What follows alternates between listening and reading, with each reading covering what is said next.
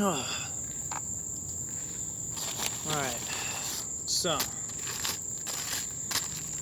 a robot versus a normal fag is more like,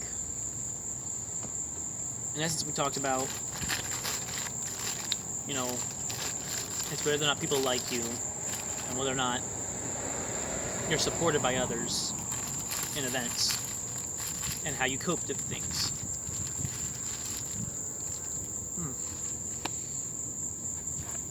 So, it's not a matter of, oh, you like this thing, so you're a normie.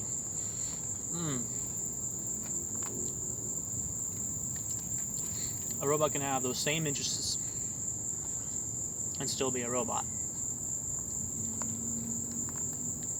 Very good point of this is, when I was in school, I tried joining the, card club. Yeah, I think that's what it was called. Basically, they played Yu-Gi-Oh, Magic, all that stuff. And I tried joining it because people made fun of me a lot. And one of the things they made fun of me for was they said I looked like those kids. I never actually played any of the games in my life, though. So, I got some cards, and I joined the club, attempt to make friends, because I was thinking, well, if this is what everyone compares me to, then maybe these people will be my friends. Did not work at all. I didn't get a single person to play a single game with me on anything. And you can try doing whatever you want there. You can try, joining in on a game. You can try watching their games. You can try, offering to trade them. You can try even being that kid that tries to get them stuff. They want a certain card, you try to get them that certain card. They still won't be your friend. They still won't care about you. They still don't like you. That's what happened to me. They didn't give a shit.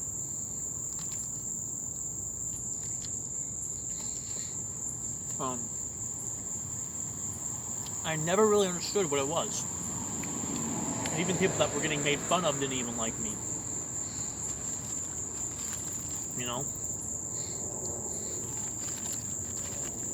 When even the people that got bullied were also bullying you.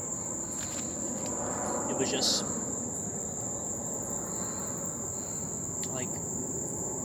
demeaning to a point of you don't even know what to do. I could try talking to, any of these. Damn, I've been wanting to work for so long.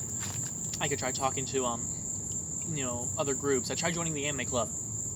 Didn't get along in the anime club. Although, to be fair, I did not like them that much.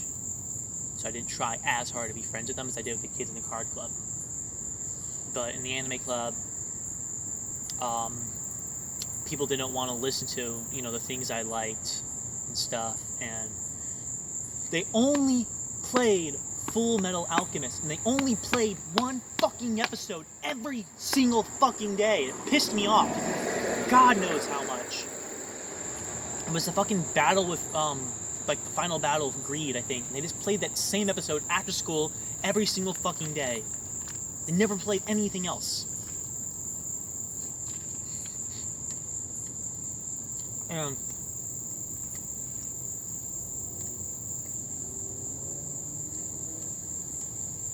they didn't when sometimes there was very few occasions where someone would manage to sneak a I'm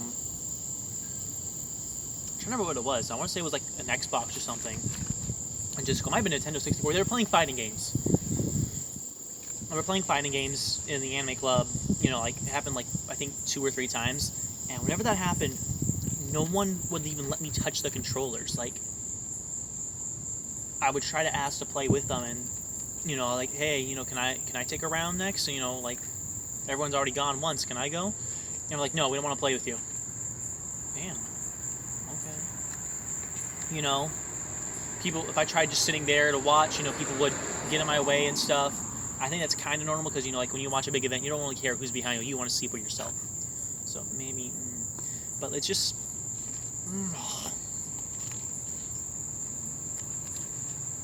I've really been craving these. It's just that. They don't really want to interact with you. They don't like you. You don't even have to do anything to make them dislike you. It's just something about you. Is it maybe the clothing you're wearing? You know, maybe you wore a really tacky sweater one day. Maybe, you know, one of the things I got made fun of a lot, I mentioned this before to people, I got made fun of a lot just for wearing boots a lot. And the reason why I wore boots a lot was just because my feet get really cold, and the boots were a lot warmer. I also wore, like, jackets a lot inside, and I don't know what it is. I get really, really, really cold in, like, normal air-conditioned environments. Like, 70 degrees, I'm shivering a bit, and I need a hoodie.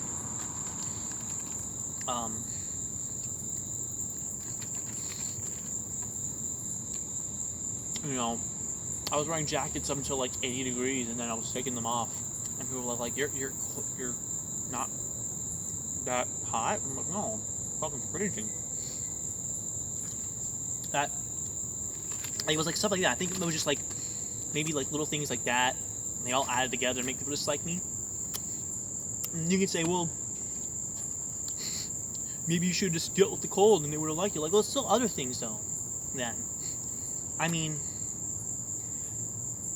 one of the things that really fucked me up to the point where I walked out of a class, and it was like one of the few times I ever walked out of a class, was there was a new student, and I thought, hey, this is my chance to finally make a friend, you know.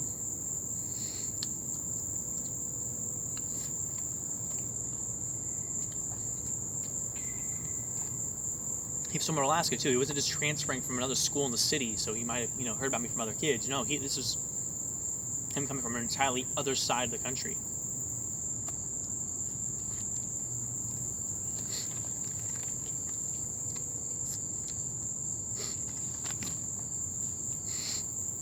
But we had an English class together. And it was his first day together, and the seat behind me was empty. There was other empty seats, but like I was like, hey, come sit here. And we had a substitute teacher that day. So she just, because I was the person that was only excited to have him sit next to him, she put him with me. And because it's assigned seats, it's public schools. So I tried to talk to him to get to know him, and he seemed to be willing to passionately talk about himself and what he liked and stuff. But anytime I tried to interject, the people sitting around us would cut me off or be like, "Shut up." You know, I wanted to ask a question about something he said. You know, they just fucking tell me to fuck off. And so later on in that class, you know, we already got our work and stuff. We did some work, and so what was happening? The teacher, I remember this precisely. The teacher thought we were being too talkative while we were doing the paperwork, and so she told everyone to please be quiet. And then someone said from across the room, "Yeah, shut up, my name." You know, "Yeah, shut up, 8.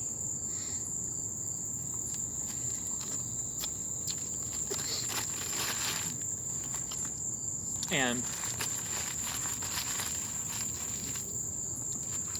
I went back, I looked at him and I said, this wasn't the Alaska kid, this is just one of the boys. I looked at him and said, "What do you mean telling me to shut up? I wasn't even the loudest one in here. You know, you were louder than I was. I could hear you from over here." And then we were just going back and forth. I was like, "Well, no, it doesn't matter because you still were talking. You need to be quiet." You know, just stupid fucking school logic.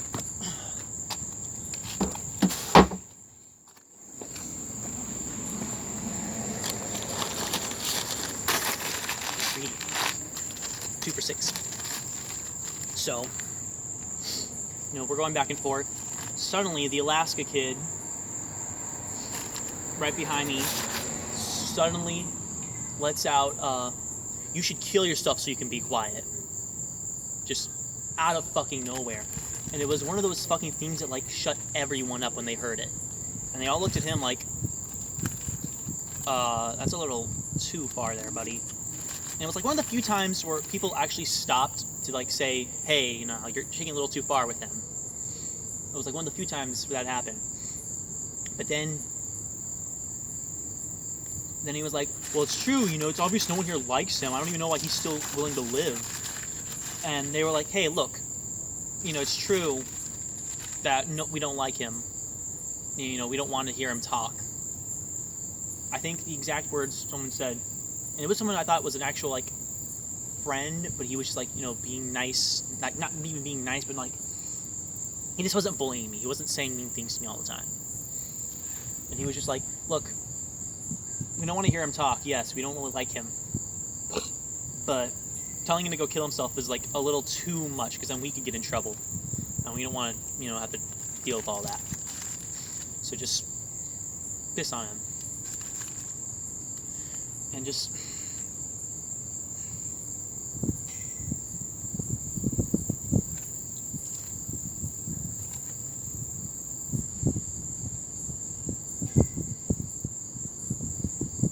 I think that was, like, the moment I stopped being talkative as a kid. Because, to be fair, if there was, like, one thing that made people not like me, if I had to put on anything, I think it was the fact that I was a bit of a motor mouth. And it wasn't necessarily that, like,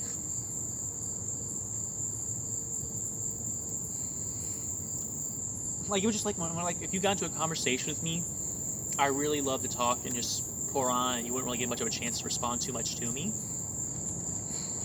I think people didn't like that, and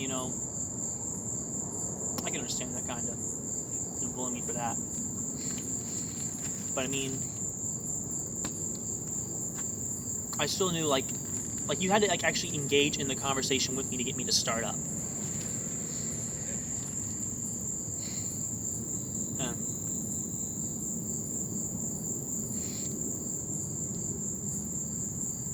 I think realizing that, even the people that were just, like, not being mean to me, that I thought were friends and just being nice, didn't even like me. And it's just good to see them, like, hey, we don't want to get in trouble if he dies, kind of thing. It's just like,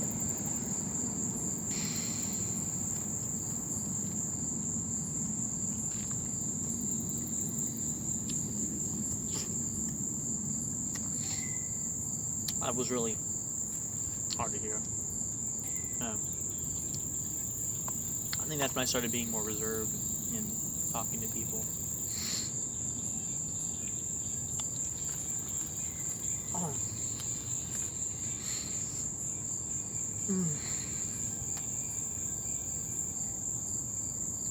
I didn't necessarily, I remember after that exchange of them saying, hey, you don't want to get in trouble for it, and then he still should kill himself. And I think I got really angry. I got unbelievably angry. Like, I was trying to resist every urge in my body just to not punch him in the face. I really should have, to be honest with you, but back then, I only had, I think, only one sibling.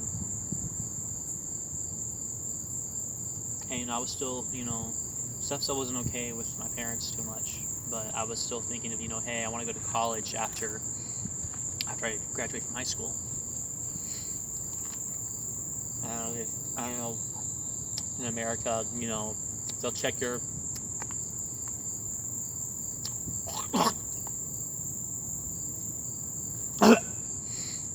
record, and all that, like, hey, this kid got suspended a lot for fighting and shit.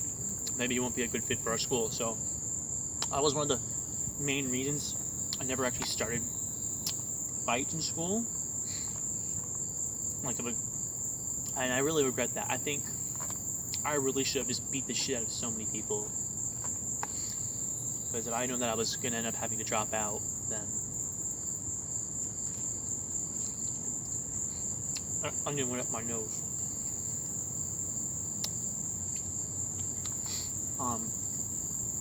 I would have done more. So, maybe not get bullied as much. Anyways, after that day, I think I stormed out, and I went and sit in the cafeteria till the cafeteria closed, and I just sat in the library, and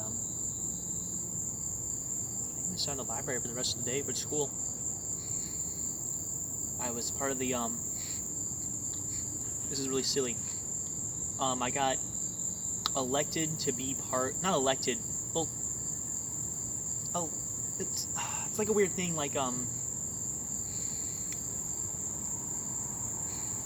they take the people the best grades, and then they not the teachers, but the upper staff, I don't know what to call them, like the guidance counselors and the principal and all that. They would then pick 8 students. There was 8 of us.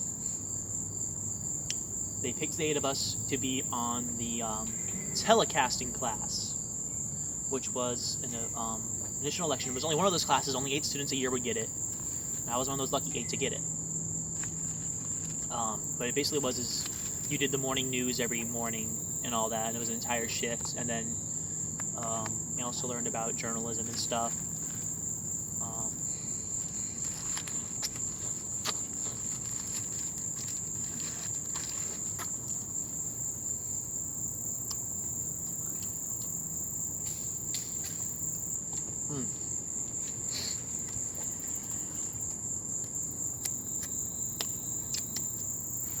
The pepper's really mayo-y, I don't know why. Yeah. I think I just sat in there all day in the library, and he kicked me out because she was in charge of the telecasting class that I was part of. And I think I was a very quiet kid for quite a few months after that. I didn't talk a lot. I don't think I talked.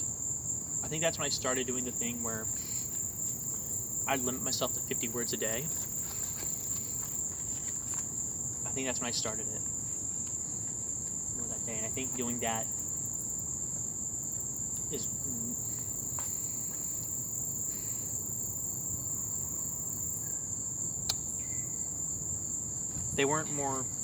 people more seemed to ignore my existence when I wasn't more profound. I'm not profound. Fuck, that's not the right word. More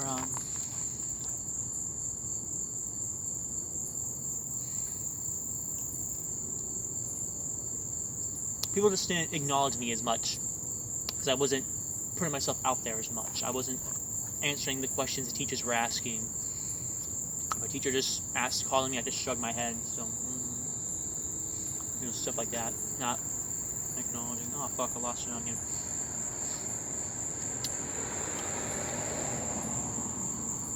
My leg's going numb.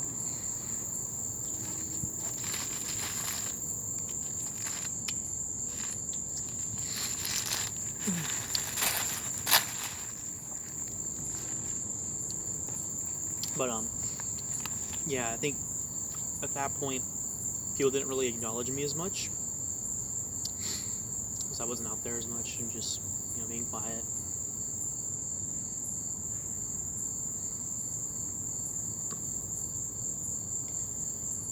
I think that's like the separation though between a robot and normie is just like you can't even get someone like they catch on to others not liking you and they pick up on it, and because they want to be liked by their new peers, they fit in. It's like a weird what do they call it?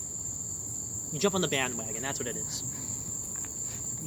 You meet this new person, you realize that other people around you don't like him. You don't want to be shoved in with him, so you jump on the bandwagon. Oh, fuck me. The bandwagon.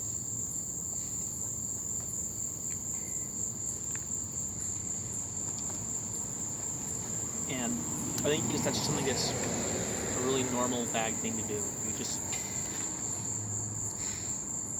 The mob mentality, that's the word I'm thinking of. Yeah. Everyone just decides, I don't like this person. More people hop on it. Everyone's on it. That person's now the new, whatever you want to call him. You want to call him a robot? He's a robot. And what matters is the support you get, though. You can be part of that, no one likes you, but if you have other people that aren't liked, like for example the card club, and you try to intermingle with them, and you do manage to get to be friends with them, then they can support you when you get bullied and all that, and you can go and be friends with them in your off time. And that's your support. That's what makes you more of a normie than just having someone to actually be there for you. That's the ultimate difference. It's having someone there that says, hey, don't worry about it, man. You're going to be alright. And it's so really weird. Like, just having someone else be there to say those things for you, I think that's what makes the difference. I think that's the coping mechanism that's used, is relying on someone else to tell you you're going to be alright, instead of just trying to find a way to be alright.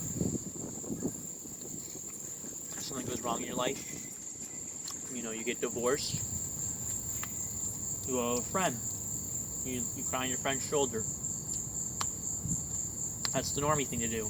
What happens if you don't have any friends? What happens if you don't have anyone to go to? You sit around in misery, you get drunk.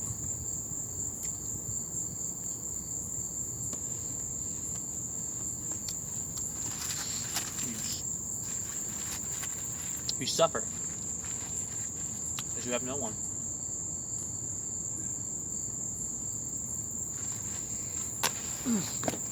That's all it is.